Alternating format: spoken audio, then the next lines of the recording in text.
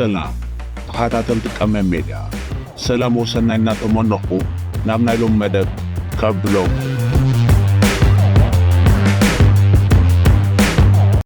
زيغنت ኣብታ ዘነሽን ትብል መጽሓፍ ኣብ ፖለቲካ ኣተኪራ ብኬቪን ሃሪሶን ኤን ቶኒ ቦይን ዝተጻሕፈት ሃገርን ብሄርን ዝተፈላለዩ ምዃኖም ዝገልጽዎ። እዛ መጽሓፍ ኣብ ሐምለ 2018 ተጻሒፋ። እቲ ዘየማትእ ፍልሊ ናይ ሃገርን ብሄርን ሃገር ንግዛኣት ህዝቢ መንግስትን ልዕልናን ከመልክት ከሎ ብሄር ግን ንህዝቢ ጥራሕ ዘመልክት። ብዝሰፍሐ ትርጉም ብሄር ንምርዳእ ኣብዛ ቻነል ብሄር ኣብ ዝብል ኣርእስቲ ኣቲና ክንርድኦ ንኽእል ኢና። ናሽናሊቲ ዝብል ናይ ሕጊ ሓሳብን ናሽናሊዝም ዝብል ናይ ፖለቲካ ስነ ሓሳብን ካብ ነሽን ዝማዕበሉ እዮም። ነሽን ብሄር እዩ፣ ናሽናሊቲ ዜግነት እዩ፣ ናሽናሊዝም ሃገራውነት እዩ።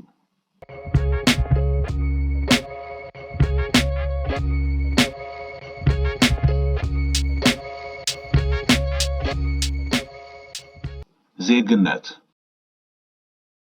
ኣብ ዊኪፔዲያ ኮምብሪጅ ዲክሽነሪ IGI ግሎባል ንዜግነት ክገልጽዎ ከለዉ ሕጋዊ ዝምድና ናይ ሓንቲ ሃገርን ሰብን ኣብ ትሕቲ ሓደ ስልጣን እዩ። ከምኡውን በቲ ባህሊ ዝኾነ መሰረቱ ብሄርካ ዜግነት ትውሃብ ኢኻ። እዚ ማለት ባህርያዊ ወይ ባህላዊ ዝምድና ኣብ መንጎ ብሄርን ሃገርን እዩ። ኣብዚ ክንሰምዖ ጸናሕና ሓሳብ ክልተ ዓይነት ዜግነት ኢና ርኢና።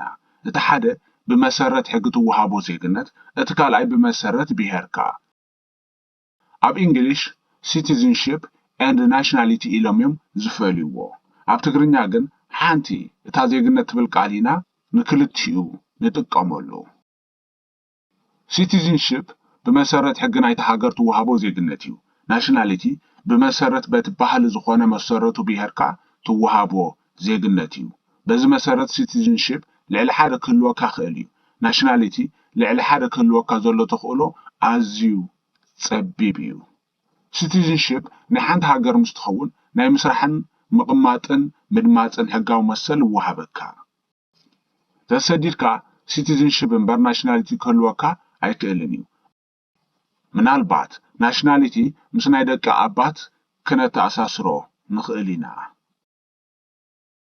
ኣብ ኢንተርናሽናል ሎው ወይ ኣህግራዊ ሕጊ ንዜግነት ክገልጾ ከሎ ሕጋዊ ዝምድና ናይ ሓደ ሰብን መንግስትን እዩ ተወሳኺ እቲ ሕጊ ናይ ዜግነት ኣብ ሕጊ እታ ሃገር ዝምርኮስ እቲ ሕጊ ኣብ መንጎ ውልቀ ሰብን መንግስትን ሓድሕዳዊ መሰልን ግቡእን ዝፍጠር እዩ ኢንተርናሽናል ሎው መን ናይ ሓንቲ ሃገር ዜግነት ይህልዎ ኣብ ሃገራት ጣልቃ ከምዚ ኣትዩ እቲ ኣህግራዊ ሕጊ ዝገልጽ ስለዚ ንናይ ስደተኛታት ዜግነት ኣብ ምሃብ ካብ ሃገር ናብ ሃገር ዝፈላለ ንሲቲዝንሺፕ ኤንድ ናሽናሊቲ ንዝብሉ ሓሳባት ኢንተርናሽናል ሎው ብልክዕ ቃሎም ከም ዘይጥቀመሎም ዊኪፔዲያ ንኢንተርናሽናል ሎው ዝወቕሶ ካብ ብህሎ ኢንተርናሽናል ሎው ተበጊስና ከይኮና ኣይክንተርፍን ነቲ ተሰዲድና ንረኽቦ ዜግነት ብእንግሊሽ ኣብ ነድምፀሉ ብተለምዶ ናሽናሊቲ ኢልና ንጽውዖ ኣጋጣሚ ኮይኑ ንዜግነት ከይተረዳእና ካብ ዜግነት ወፃ ብግቡእ ቃል ንጽውዓሉ እዋን ኣሎ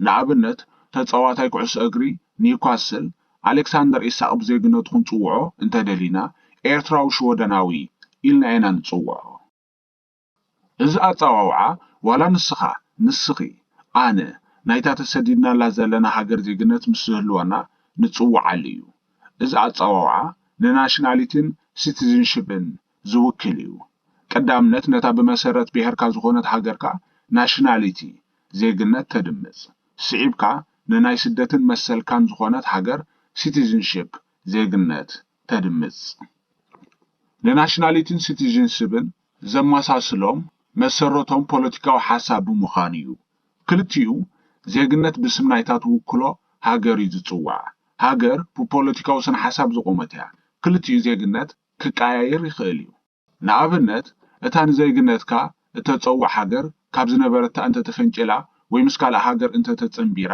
ሓድሽ ዜግነት ክህልወካ እዩ ከም ኤርትራ ኣብ 1993 ጀርመን 1990 ከምኡውን ኣብዚ ዝተባህለ ከይበጽሐት ስም ሃገርካ ብገለ ምኽንያት ክቕየር ይኽእል እዩ ከም ካብ ኣፐር ቮልታ ናብ ቡርኪና ፋሶ ኢንተርናሽናል ካስተመሪ ሎው ወይ በሃገራዊ ሕግ እንዳባ ኣብ ሃገር ናይ ብሄርካ እንተ ተወሊድካ ዜግነት ናይቲ ሃገር ክህልወካ ግድን እዩ። ሓደ ሰብ ወለዱ ካብ ዝተፈላለዩ ሃገራት ንዝኾኑ ዜግነት ናይ ክልቲአን ወይ ናይ ሓዲአን ክህልዎ ግድን እዩ። ኣብ ስደት ንመንነትካ ብኸፊል ናብ ናቶም ኢንተግሬት ወይ ንኽትርዕሞ እዮም ዝጽበዩኻ እምበር ንኽትቅይሮ ኣይጽበዩኻን። ምኽንያቱ ንኹሉ ባህርያዊ ክረዓም ወይ ክቕየር ስለ ዘይክእል።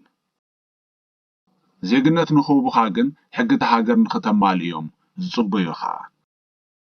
ሓንቲ ሃገር ንስደተኛታት ዜግነት ዘይውህብ ሕጊ ምስ ተጸድቕ እውን ኢንተርናሽናል ሎው ኮነ ኢንተርናሽናል ካስተመሪ ሎው ኣይጻረራን።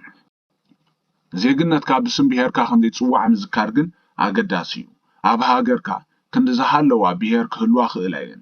ነፍሲ ወከፍ ኣባል ናይዘን ብሄራት ዋላ እኳ ብስም ብሄሩ ዜግነት ናይ ምቕባል መሰል ሃልዎ ዜግነቱ ብስም ሃገሩ እዩ ዝጽዋዕ።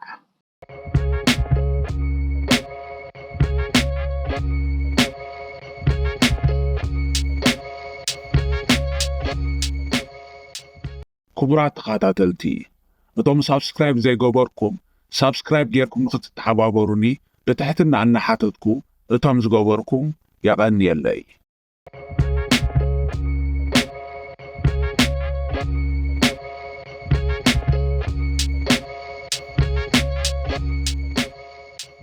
ሃገራውነት ናሽናሊዝም ወይ ሃገራውነት ዝብል ናይ ፖለቲካዊ ምንቅስቓስ ወይ ውድብ ስነ ሓሳብ ብዝያዳ ኣብተን ብሓደ ብሄር ዝቆማ ወይ ብዓብላልነት ሓደ ብሄር ዝቆማ ሃገራት እዩ ዝዝውተር። እዘን ብሓደ ብሄር ዝቆማ ሃገራት ኔሽን ስቴት ወይ ብሄራዊት ሃገር ተባሂለን የንጽውዓ።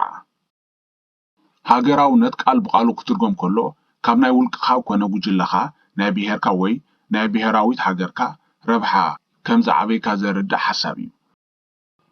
እዚ ንዛረበሉ ዘለና ሃገራውነት ወይ ናሽናሊዝም ማለት ንሃገርካ ምፍቃር ማለት ኣይኮነን።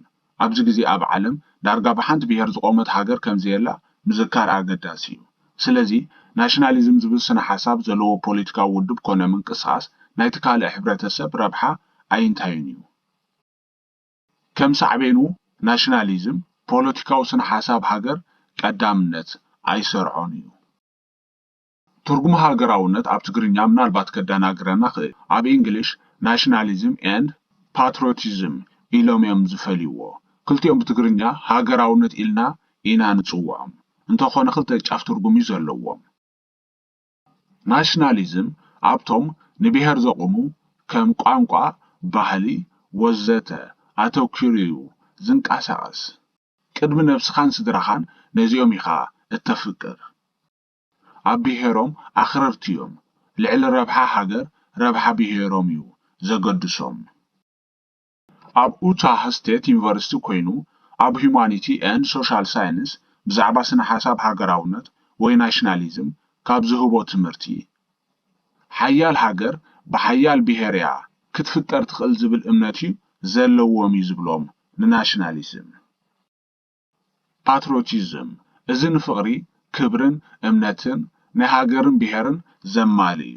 ነቲ ሃገር ክዕብያ ዝኽእል እንታይ እዩ እናበለ መደባት ይሕንጽጽ። ናዚዝም ኣብ ጀርመን ኣብ ብሄር ተኮር ዝገበረ ፖለቲካዊ ውድብ እዩ ነይሩ። ንሕና ዝበለጽና ኢና ዝብል ሓሳብ።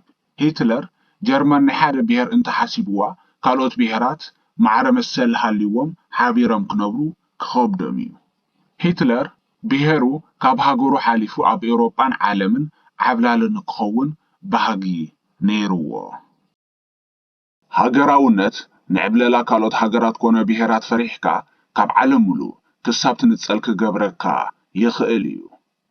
ኣወንታዊ ጽልዋ ናይ ሃገራውነት ካብ መግዛእቲ ወይ ጽልዋ ካልኦት ሃገራት ወይ ብሄራት ናጽነትካ ከም ትጓናጸፍ ክገብረካ ይኽእል እዩ። ኮሙኒዝም ካብ ናሽናሊዝም ዝፈልዮ ናሽናሊዝም ወይ ሃገራውነት ብሄር ከቐድም ከሎ ኮሙኒዝም ንመንግስቲ እዩ ዘቐድም። ኣብ ኮሙኒዝም ልዕሊ ረብሓታት ሃገርን ህዝብን ብሄራትን መንግስቲ ቀዳምነት ይስራዕ። ኣብ ልዕሊ መንግስቲ መጠኑ ዝሓለፈ እምነት እዩ ዝሓድር።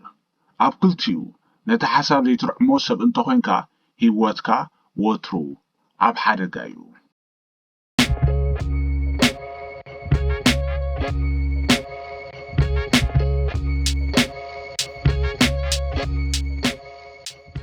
ክቡራት ተኸታተልቲ ናይ ሎሚ ጻንሖትና ነዝመስል ክሳብ ኣብ ስዕብ መደብና ንራኸብ ሰሰናይ እናተመነኹ ይፋነወኩም።